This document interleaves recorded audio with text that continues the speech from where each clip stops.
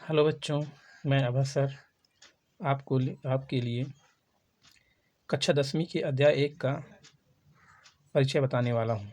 इसमें आपको परिमेय संख्याएं, अपरिमेय संख्याएं, वास्तविक संख्याएं जानना जरूरी है। तो सबसे पहले हम जानेंगे परिमेय संख्याएं किसको कहते हैं। ऐसी संख्याएं जिन्हें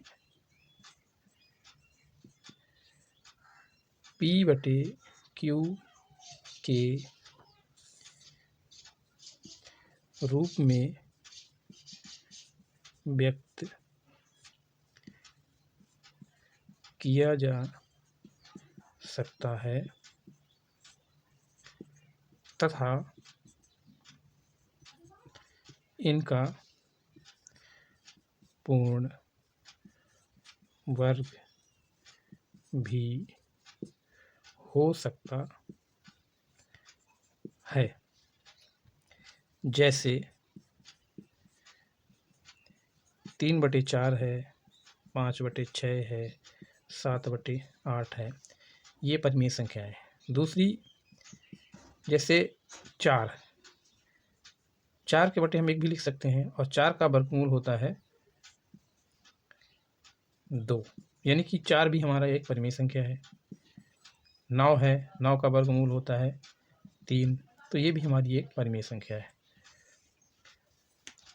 कुछ संख्याएं हैं जैसे 0.1, 2, 3, 8, 5। अब अगर हमारा नंबर आगे नहीं बढ़ रहा है तो ऐसी भी संख्याएं परिमेय संख्याएं कहलाती हैं, यानी कि जो टर्मिनेटिंग संख्याएं हैं वो परिमेय संख्याएं होती हैं। फिर अगर कोई नंबर हमारा रूट में है इस तरह से और उसका वर्गमूल निकल रहा है तो वो संख्याएं भी परिमेय संख्याएं कहलाएंगी। जैसे 64 है, 64 का वर्गमूल 8 है, तो ये सभी संख्याएं हमारी परिमेय संख्याएं कहलाएंगी। जितनी भी परिमेय संख्याएं होती हैं सभी वास्तविक संख्याएं होती हैं। ये परिमेय संख्याएं वास्तविक संख्याओं का ही एक रूप होता है। इसके बाद हम आपको बताते हैं अपरिमेय संख्याओं के बारे में।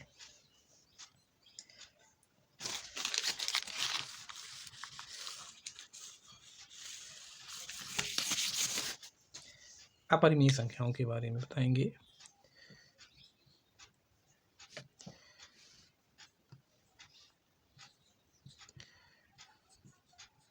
यानी कि ऐसी संख्याएं जिन्हें P/Q के रूप में व्यक्त नहीं किया जा सकता तथा जिनका पूर्ण वर्ग नहीं होता वे अपरिमेय संख्याएं कहलाती हैं। जैसे रूट में है 5, 5 का पूर्ण वर्ग नहीं होता।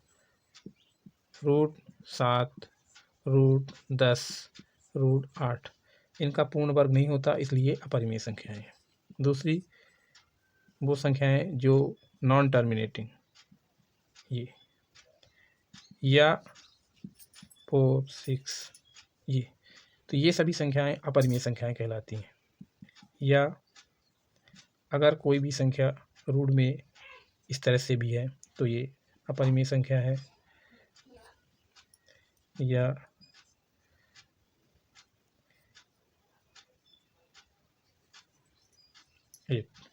ये सभी अपरिमेय संख्याएं कहलाती हैं।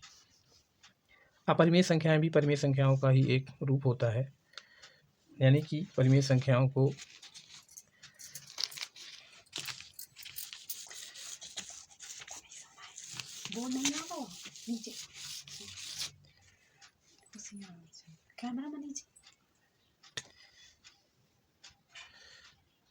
यानी कि जो वास्तविक संख्याएं हैं वो दो प्रकार की होती हैं, एक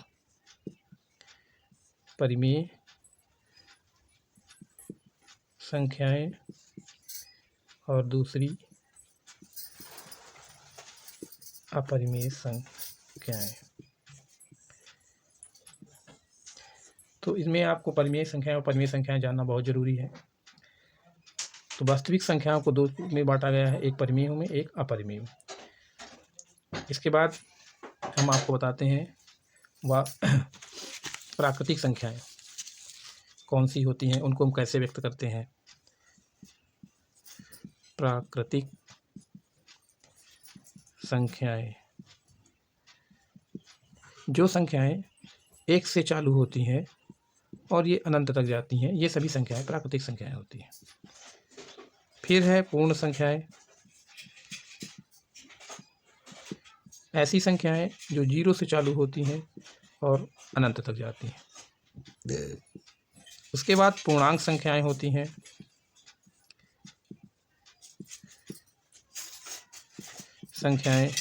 ऐसी संख्याएं जो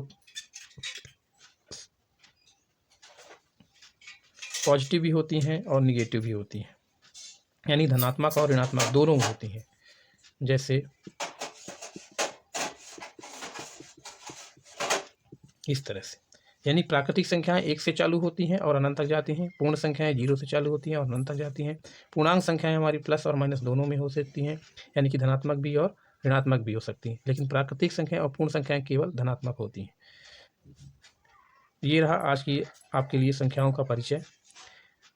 प्रश्नावली 1.1 अगले वीडियो में बनाएंगे। धन्यवाद।